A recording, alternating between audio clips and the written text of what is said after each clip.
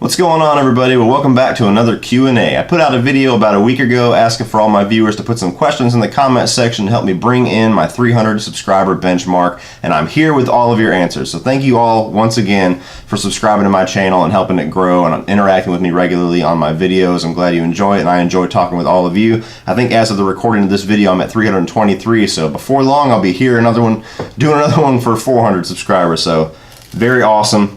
My first question comes from Ray-Ban, who asks, what do you think of the film Whiplash? I loved Whiplash. That was one of my favorite movies of the year that came out.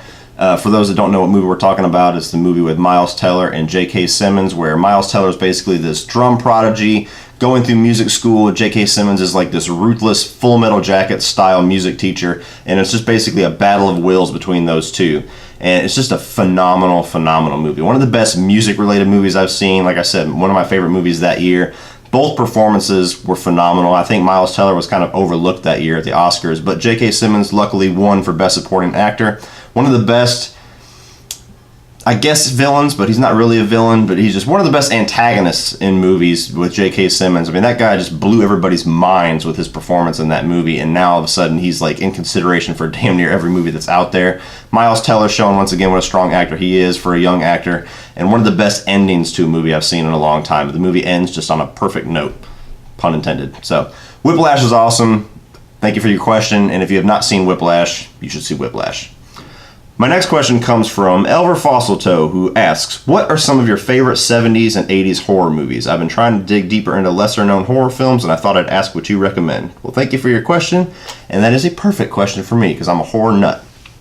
As far as 70s horror movies, the one I'm going to recommend the most is Phantasm, because even though it seems like, to me, a lot of people should have seen Phantasm, it's a movie that seems like nobody has seen. It's one of my favorite film franchises. It's one of my favorite horror movies of all time. I talked about it in my most recent Off the Shelves because it's recently just got remastered on Blu-ray, so it's even easier for you to go and see Phantasm now. Great old classic sci-fi horror movie. Check that one out. As far as the 80s, I have a lot more answers because I pretty much grew up on 80s movies. Since you're asking for lesser-known horror movies, I'm assuming you've already seen, the big ones: Nightmare on Elm Street, Halloween, Exorcist, Texas Chainsaw Massacre, Child's Play, all that. So check those out if you haven't, but these are ones that are a little bit more on the obscure side. Some of them aren't. Phantasm 2, another movie I just got done talking about, so watch Phantasm and then watch the sequel. John Carpenter's The Thing, probably my favorite horror movie remake of all time. Some of the best practical effects in horror movies of all time. Great horror movie. The Fog, another John Carpenter movie that's one of his more underrated movies. Very creepy movie about this fog rolling into this old town and these basically pirates, zombies of sorts. It's better than it sounds, but pirate zombies kind of come in with the fog and start killing townsfolk. Very cool movie. So if you're going for more like the slasher, like classic slasher, you got Sleepaway Camp, which I recommend above any of the Friday the 13th movies.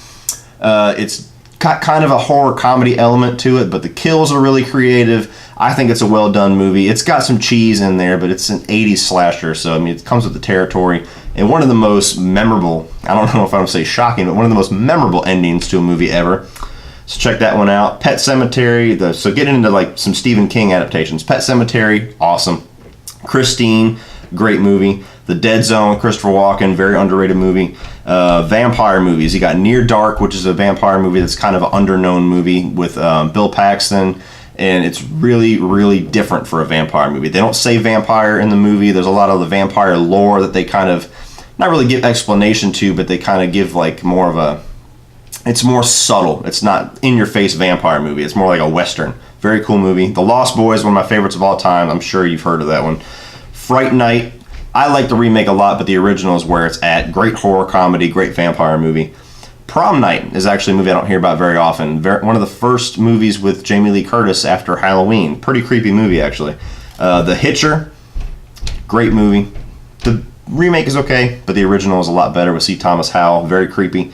Pumpkinhead, which they got a remake coming out, so perfect time for you to go educate yourself on Pumpkinhead. Pretty cool little monster flick, which also brings back one of the actors from Near Dark.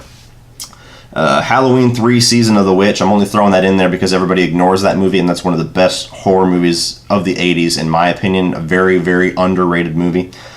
House, cool little horror comedy that I always liked and always appreciated. It's going to come out on Blu-ray here in a couple of months. I'm excited about that. A movie that I have no plans on watching a second time. Once was enough for me, but a very wildly gory, riveting, just kind of sickening movie to watch. Henry, Portrait of a Serial Killer. I think it was the first movie with Michael Rooker. That's as close to a snuff film as you're going to get that I've seen, at least. It's a really, really wild movie. It's just following around him. He's a serial killer, and these two people that he gets involved with. Pretty wicked movie. Not a movie you're going to watch over and over and over again. At least I won't, but worth seeing once. The Gate, which is like this, it's Stephen Dorff, who was the bad guy in the first Blade. When he was a kid, these kids open up this little portal in their backyard to hell. It's a very metal and yet kind of fantasy style horror movie. I've always liked it. It's a little cheesy when you watch it, but it's fun to watch for me. So that's a pretty good little underrated one. And Night of the Creeps, which I haven't seen in years, but that's always one that I think of as far as 80s movies. It's very 80s. It's very like cheesy one-liner, but it's cool. It's kind of like Slither. If you've seen Slither, it's like one of the movies that influenced Slither. So a huge list of movies. You can take your pick of any of those. I'm sure you'll be happy. Definitely check out Phantasm and Phantasm 2. And if you do watch them, let me know in one of my videos or in the comment section what you thought about them. So thank you for your question. Check all those out. My next question comes from Sly Fan, who asks, I would like to see an overview of your DVD collection in a video. I may do that in the future. I don't really have too much plans of doing it right now. That's something I'd like to do when my subscriber list gets really high, because I have a ton of Blu-rays, so for the amount of time and amount of video and the amount of videos I would have to put out to make that like a huge series, I'd want to do that a little bit later on. So keep an eye out for that. In the future, it'll probably happen. And your question, were you allowed to watch rated R movies at a young age, and what impact did they have on you? Keep up the great work. I enjoy all your videos. Well, thank you so much. Was I allowed to watch rated R movies? Yes, I was. What kind of impact did it have on me? As far as like my movie taste, it made me like more mature movies growing up. I mean, that's pretty much natural. I watched Child's Play and Nightmare on Elm Street all the time, Halloween. I mean, you know, my dad was a single parent, so it was a lot of whatever he watched, I kind of had to watch. Otherwise, to a degree, there was some movies I had to, you know, sit over here until the part was over. But for the most part, I wasn't really sheltered when it comes to rated R movies. What impact do they have on me, like on a emotional level? Like growing up, it made me kind of a little bit more, I was less sheltered, so as I grew up, I knew a little bit more than most people. You know, I wasn't really, a lot didn't shock me growing up. I didn't have a whole lot of blinders on from a young age. I kind of knew how things were, so I mean, getting a little bit deep, but that's kind of an impact it had on me. But as long as you keep it toned down, I mean, there are some movies you should never let kids watch. Like, I would never let my son or my daughter watch Henry, Portrait of a Serial Killer, but, you know, Nightmare on Elm Street, Child's Play, stuff like that, you know, some people would not agree at all, but, you know, if they're mature enough, if you have enough faith in them that they can watch that and not go to school and be like, I'm going to kill you, I'm Chucky. As long as you know your kids are smart enough to get past it, I don't see a problem with it, but then again, that's how I was brought up, so thank you for your question. 12 Cougs asks, what's your top 3 game consoles of all time? Love your input on your vids. Well, thank you so much. My top 3 of all time, starting off with Sega Genesis. 1, because it was the first game console that I ever got. I had so many Sega Genesis games. That's the game console that got me into gaming in the first place. Sonic the Hedgehog, all the movie games that came out on Sega Genesis, like Terminator 2 and Toy Story and RoboCop. Like, I had all of those, all the cool games. Comic Zone, all those classic Sega games. I could still play them today and have fun with it. So absolutely that one, just for the fact that it got me into gaming. Nintendo 64, because those have some of my favorite games of all time, like GoldenEye, Conker's Bad Fur Day, Donkey Kong 64. Like, the games that came out on Nintendo 64 were just so quality for the time. The Mario Kart games and the Super Mario 64, those are just another level of classic, and those again are games that I could play today and just have a blast with it. You know, it was a very unique console, and it was the last little cartridge console. The controller was always kind of weird, but the games that they put out for that were awesome. So I've always loved Nintendo 64. And the third favorite game console of all time is the original PlayStation. Now, I've loved all the PlayStations. I think they just keep getting better, but the reason why I chose the first PlayStation is because some of my favorite game series of all time started on PlayStation. And PlayStation brought me to an entirely different level of gaming. You know, I'm used to more of the arcade games growing up, like I said, Sonic, Donkey Kong, GoldenEye, stuff like that. PlayStation brought more like the story-based games, like Metal Gear Solid, probably my favorite game of all time, Silent Hill, and it's just a completely different world of gaming opened up when I got into PlayStation. I was like, this is something I've never seen before. And some of my like I said, some of my favorite series ever started on PlayStation. So those are my 3 favorites. What are your 3 favorites? Put them in the comment section. Thank you for your question. Ashley asks, favorite childhood movie memory. You got a couple questions. So favorite childhood movie memory. I try to rack my brain for this a little bit, and there's probably a lot that I'm forgetting right now, but one that I always think of when I'm telling a funny story was when me and my dad went to see the original Jumanji for the first time, because it was one of those movies that came out, I believe it came out in 96, so I was only 6 years old. And like I said, single parent, so I went and saw his movies, and then he had to go see my movies once in a while. And Jumanji, I remember like dragging my dad by his hair, like, we have to go see it, it's got Robin Williams, it's gonna be so fun. And he was like, oh god, it's Jumanji, it's a freaking kids movie. And we watched Jumanji, and we walked out of the theater, and I think my dad was more excited than I was about how great that movie was. He was like, oh, kick ass, that was great.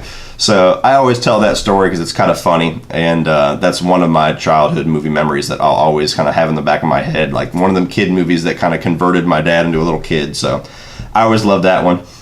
Your second question is, what movie so far in your life have you been the most excited to see, even if it didn't live up to your expectations? I could think of 2, and I'm sure there's some I'm forgetting as well.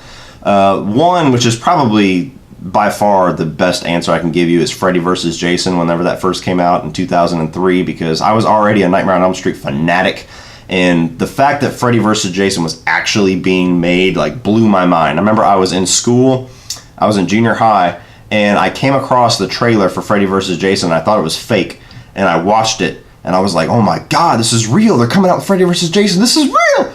And I've never been a big Jason fan, but he looked cool. But whenever that movie was getting ready to come out, I believe it came out in August that year, I was Freddy vs. Jason everything. I was reading every piece of like fan fiction or leaked documents about the movie. I was looking at every picture. I was watching every video, behind the scenes, featurette, interview, everything. I think my life revolved around Freddy vs. Jason for a good 2 or 3 months before that movie came out.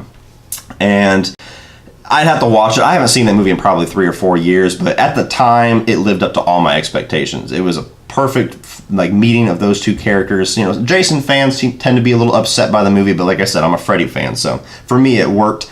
I thought the humor in it was great. I loved seeing Robert Englund as Freddy.